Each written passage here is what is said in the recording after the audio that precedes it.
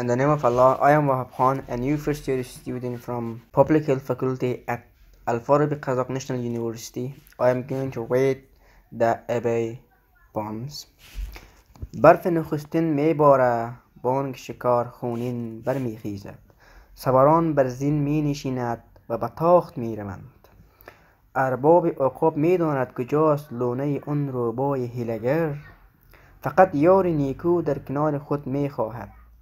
با اسب تندرو میان پاهایش و افزار شکار در دست با فریادی سواران دشت را در تاختی تندرو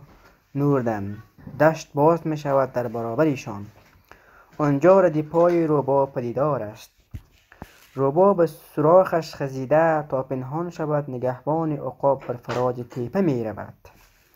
و یارش در پایین می ماند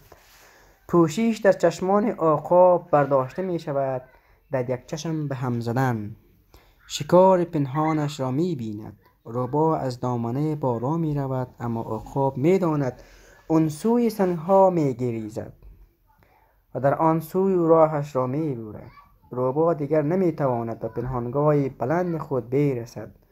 پایین خم می شود اما نمی تواند از دید خونها پرنده خود را پنهان می کند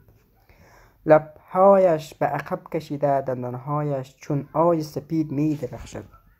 امروز برای زندگیش خواهد جنگید و اگر زمانی مرگش فرا رسیده باشد